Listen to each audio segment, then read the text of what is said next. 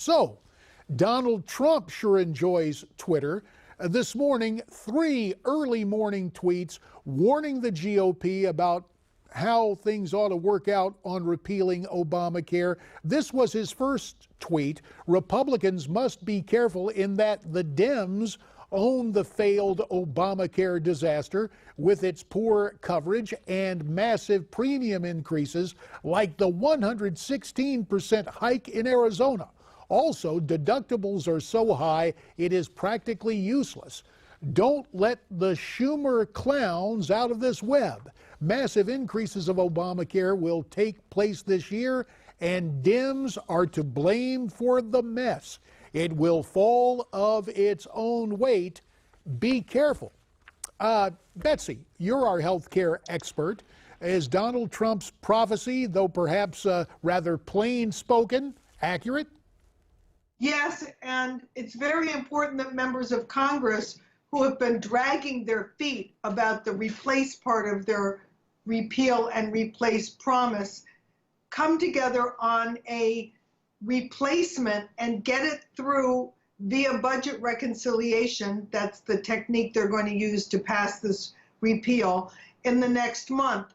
They should not have a bill that sunsets in 2 or 3 years and says, well, we're going to take our time to replace Obamacare. They really need to do it now for 3 reasons. One is the American people demand it.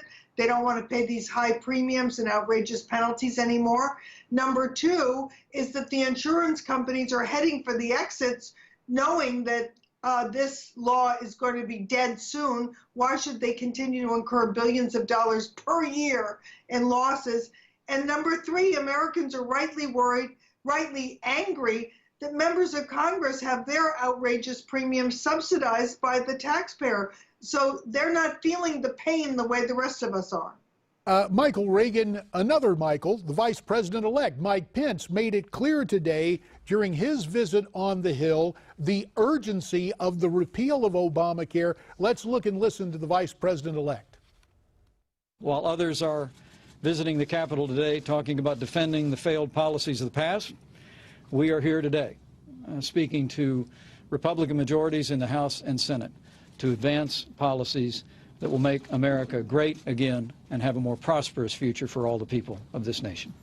Michael, your dad was called the great communicator. Did Vice President-elect Pence do a good job communicating the intentions of the new Republican majority and, dare I say, the unified government that will take effect January 20th? Yeah, absolutely. They wanted to hear from the vice president-elect, and they got to hear from the vice president-elect. But at the same time, they got to read the tweets of the president-elect, who I refer to as the great tweeticator, because that's what he has absolutely become during the campaign and now as the president-elect. And Betsy's right. What she's talking about replacing. I mean, these people have had 7 years to come up with what they believe the replacement needs to be. So they need to act in a hurry. They need to get the job done, repeal and replace Obamacare. And guess what? You may not need that 60 votes to get it there because they are the Republicans and they are in the majority. And Mike Inslee just introduced the budget bill for reconciliation. Just 1 vote majority be needed. Go ahead, Betsy.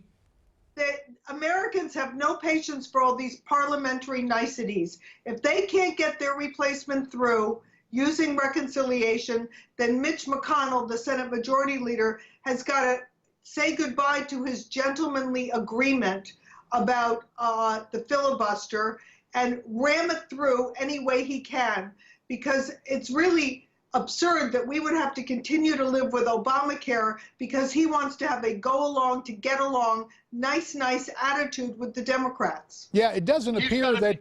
Go ahead, Michael. Right. Betsy's right. Mitch McConnell right now has got to prove his toughness.